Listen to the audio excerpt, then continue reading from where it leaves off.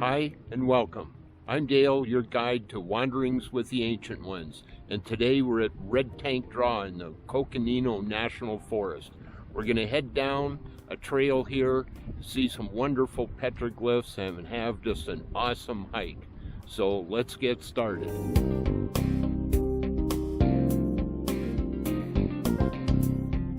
We're at the trailhead down into the wash, and this is a serious trail, so hang on.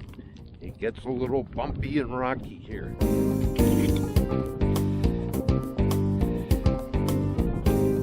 Just a cleft down the side of the cliff here. Nice and slow is the way to get there in one piece.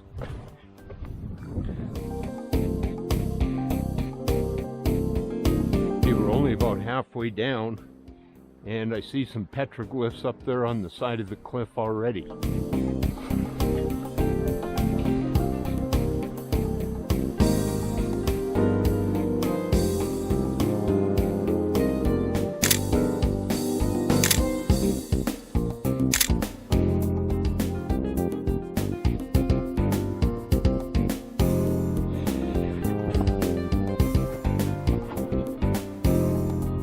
Panels here. Look at this one. These petroglyphs were made by what we call today the Sinagua Culture and are probably 800 to 1,000 years old. You can see them going further up. See all the deer or maybe antelope there, and then that outlined cross. That's believed to be a symbol, a star symbol.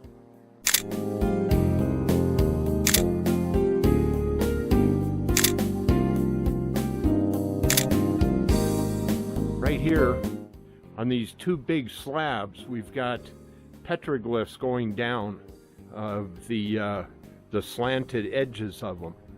My guess is these big rock slabs were up in this alcove at one time, and they just broke off and collapsed down here, and that's where they are today.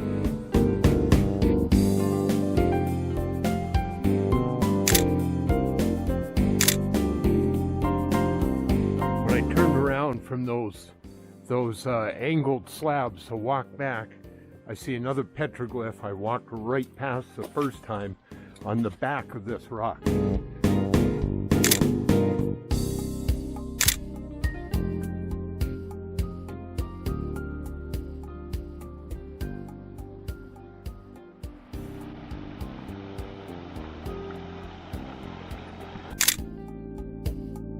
you see that little cave-like thing under that one slanted rock? We'll have a look in there, see if we find anything interesting. You can see right through there to the cliff face behind it. Alright, I'm up on top of one of those big slanted rocks, and look at this. Very faintly, see that spiral? That's a very, very old mark. Look, here's another one. See that? Another spiral. Here's another one, another spiral. 3 spirals on this rock that I've seen.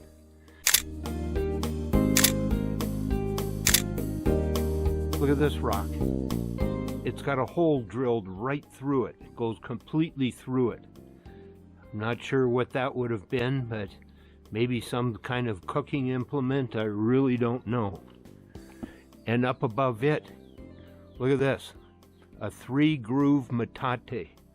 The ancients would put their seeds and nuts in there, and then with a round rock, like is in those two right now, they would grind it up. The rocks were called the mono, and the grooves are called the metate.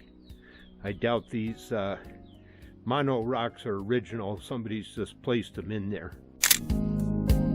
Looking into that little alcove that we saw from the other side.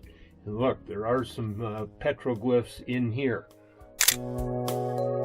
We've got a beautiful cliff face right here with lots of petroglyphs on it. Look at these. Can you see the animal figures here? 1, 2, 3, 4, 5, maybe 6. Got the anthropomorph figure up there, a human figure. Couple more human figures here.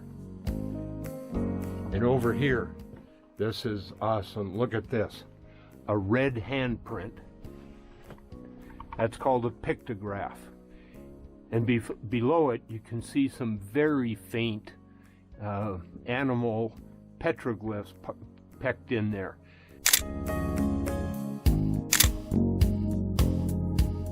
And I'm looking up this rock chute. This is on the back side of that little cave alcove.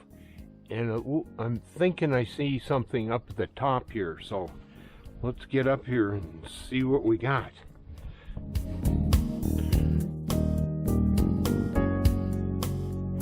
Just about to the top here. Whoops, loose rock. Won't step on that one. What we're seeing up here, I'm guessing this is probably fairly modern graffiti. But down below here, look at this. That is definitely a very old petroglyph. Kind of a strange looking animal. Looks like it's got horns and a long tail. So I'm not sure what that would signify.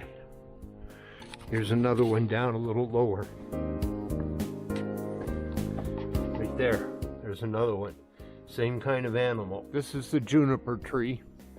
And you can see the little white bluish berries on it.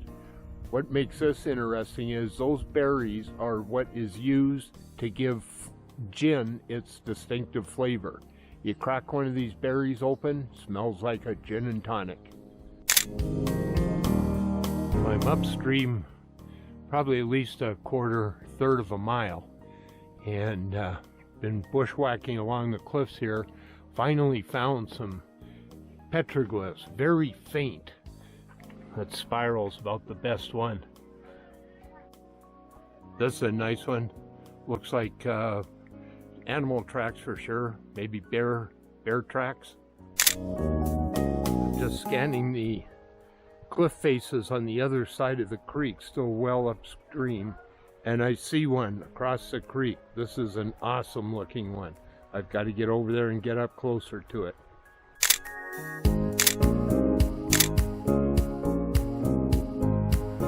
This shows what the force of a flash flood through here can do.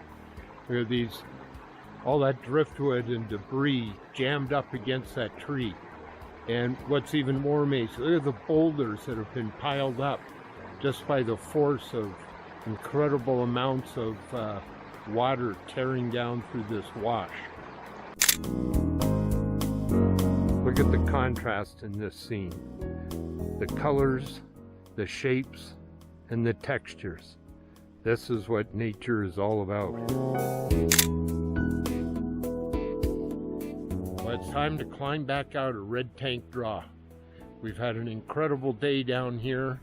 Saw some amazing petroglyphs, saw some beautiful scenery, did some pretty tough hiking. And that brings me to my hiking scale, which is easy, medium, hard, and difficult. I would put Red Tank Draw squarely between hard and difficult. The drive in is hard, the climb down in here is hard, and the trekking up and down the creek and bushwhacking along the edges of it is very hard. But totally worth it. We saw some great stuff. If you liked it, please like the video below.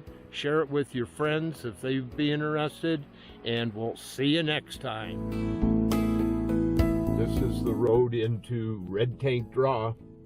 So if you don't have a high clearance vehicle, and maybe we'll even need some four-wheel drive, please don't even attempt to drive in here.